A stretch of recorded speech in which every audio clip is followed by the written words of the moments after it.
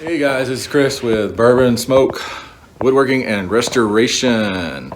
Hey, video today is gonna be about Vanity that I picked up from my sister a couple weeks ago, 4 or 6 weeks ago. Been working on the weekends when I was off.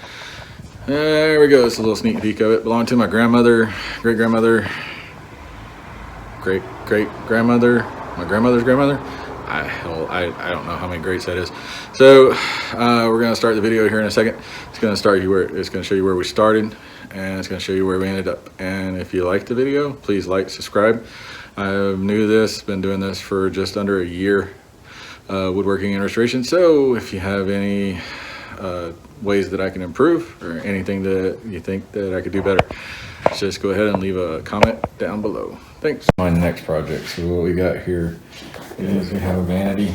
It's probably been in my family at least before my grandmother. I think her grandfather or her father built it for her. It was passed down to my aunt. Got moved over to my sister at some point. She decided she wanted it painted. She wanted it to do a teal with I think using some aging wax on it, kind of give it that kind of feel to it, and then she wanted a crackle effect on it. I don't think they quite got that. So I picked it up a couple months ago. She wants me to basically make it look like this. So we're going to be working on that. Mirror's over here, it's up underneath a blanket. We'll pull that out at some point. Anyway, you can see I've already worked on this one a little bit. I took the top off of it. All of it kind of looked like this. Sanding on it, I got all of this down. I had to use so much stripper on this to get all of the glue and the paint that was on it that it actually melted my scrapers. So one of the first things I'm going to do is I'm going to take off the handles. And just to make it easier, I'm going to drill some holes in this piece of left off and mount it to that, so that way I can make it look easier on me to paint them. Then I'll sand all this, finish sanding on that, start the painting. Either way, we're going to start with, I believe it's an 80 grit. Here, try to get as much off the top layer of paint off glue. Then we'll go from this 80, I believe it's 80 grit, to probably 100 grit, and then we'll jump to 120.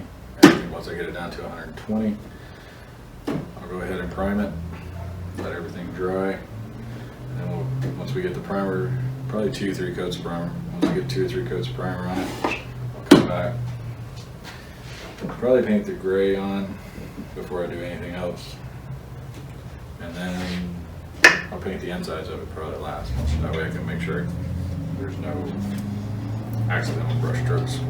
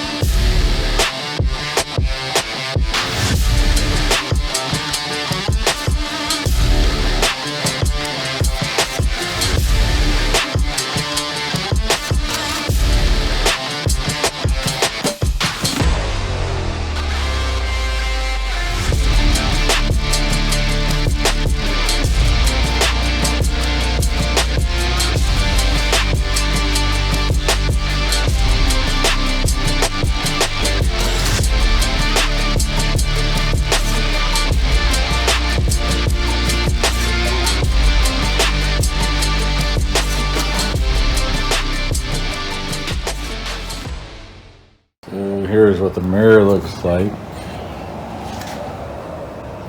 without the mirror on it. So I don't think I'm gonna do the entire thing. I think I'm just gonna prime it and then do the paint and glazing on the outside of it. Maybe something like this far, so you can't see it from the sides behind the mirror. So I'm gonna go ahead and sand it down. So what I'll be doing here is I'm gonna use more orbital sander with 120 grit on it. I'll be sanding as much of the glue off as I can, trying to, and plus get it a little bit roughed up so that the primer and the paint will stick, or at least have a good place to bond.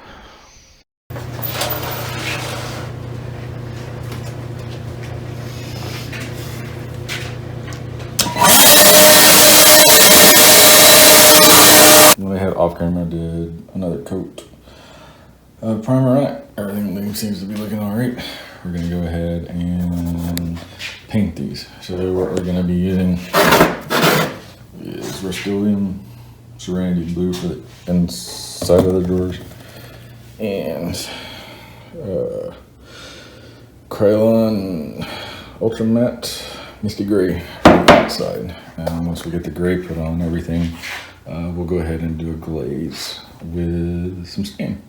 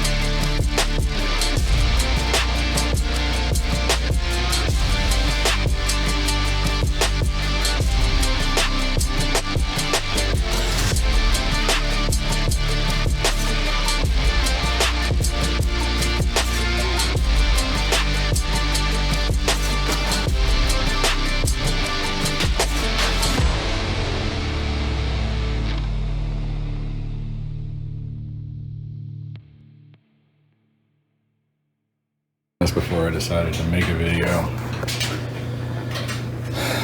most of the thing was covered. The top of it was covered like this. Except it was extremely thicker, a lot of glue for when they tried to make the crackling. I don't think they really got the crackle effect, so I'm not sure. But all of this under here, there was a lot of damage. Still see some of the crackling. Over here there was some damage, and use some wood putty to fix it. This whole front piece right here was coming off, so I went ahead and re-glued it, ran some screws into the side back here to hold it in place. Looks pretty good. So got to get the sanding on this, get a lot of this stuff off, at least just get this roughed up so that I can do some primer over it and paint it with the misty gray color. So we will get to that in just 1 second. So since I had this here, I decided I wanted to try something out that I have been wanting to try on some projects that I've worked on in the past but never really did. It's called stain shading, and I had seen it on another YouTube channel, and like I said, I've been wanting to try it for a very long time, so I decided to go ahead and do it. So what I did here is I kind of drew out, I guess what you could call a magnolia flower, and then I went ahead and sanded it down so that you couldn't barely see the pencil lines on it. Then once I got the pencil lines pushed down, and went ahead and started grabbing the stain. So basically what I'm doing is I'm trying to trace the lines and then use a cleaner rag to pull the stain out so that it gives this shading effect. Doesn't seem to really work well for me, but it was the first time I tried it.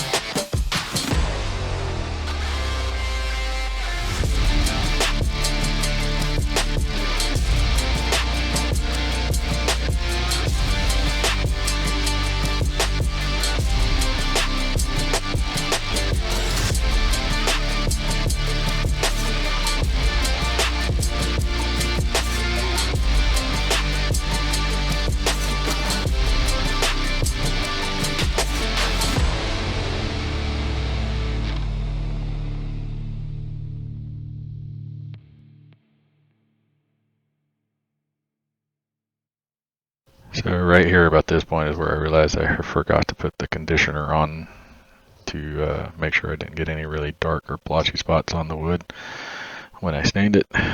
So I went ahead and applied that. It's also, as I was looking at the flower, that I kind of realized it wasn't really coming out like I wanted it to.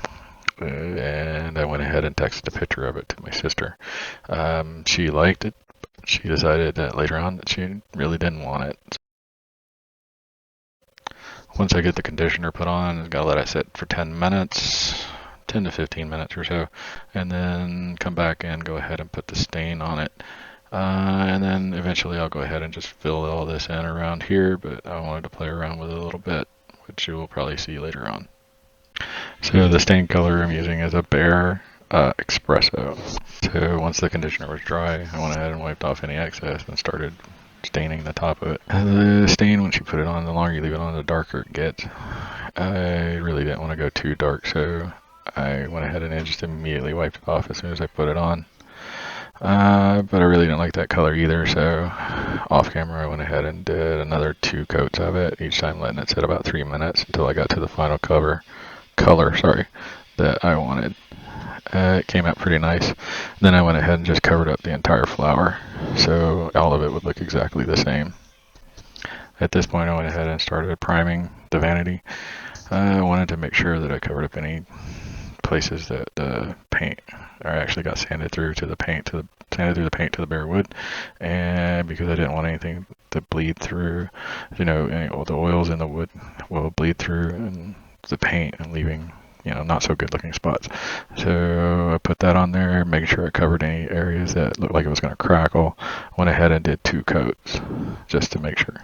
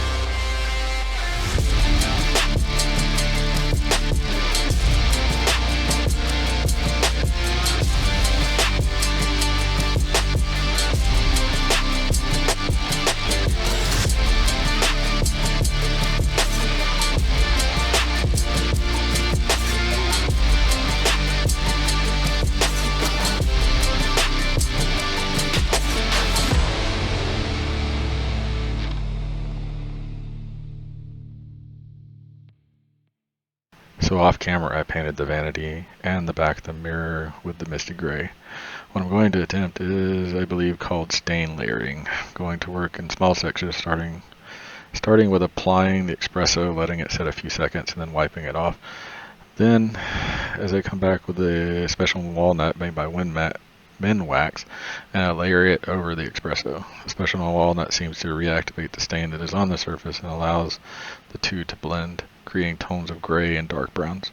The varying high and low tones gives me the color and the effect that my sister was wanting on the piece. Once I completed the entire piece, I wiped the rag that I had been using to remove the special walnut back over the piece, trying to even out any areas that may need a little more blending or evening out.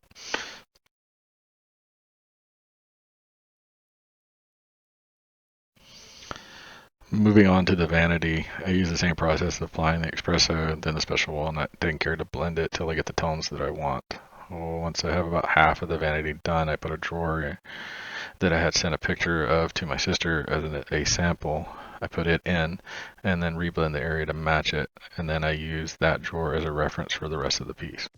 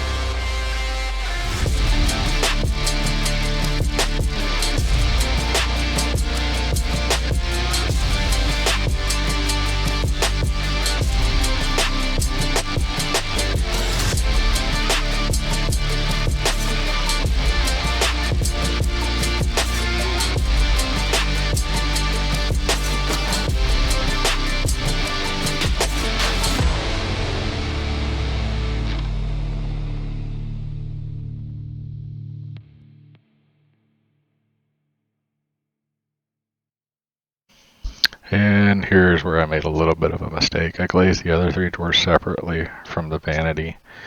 The top one on the right ended up pretty much perfect. Matched, like I said, pretty much perfect.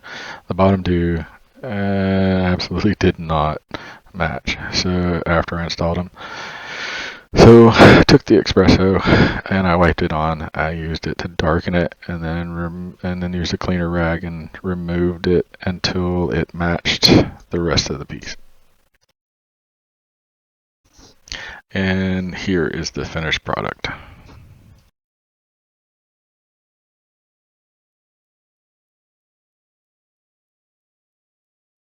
So I don't think this is going to be used. I think it's just going to be like a decorative piece.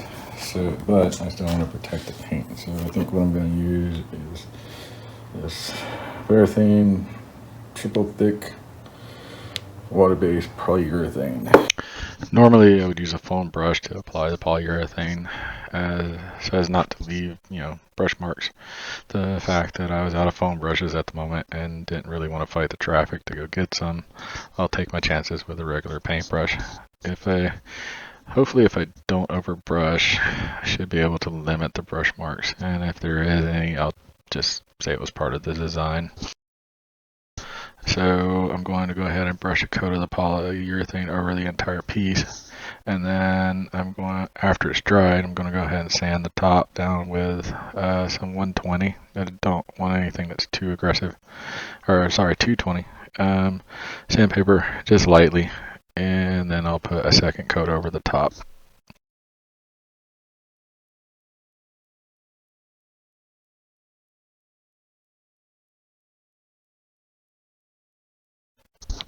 Well, I was going to show you that I polyurethane the drawers, but I set the camera up wrong and got about 20 minutes of just my shop floor. So you would just have to take my word that I actually did poly the drawers. So on to the vanity. Here I'm not too worried about brush marks due to the paint. I think it'll hide most of it if I do get any, but I still want to limit how much I run the brush through it.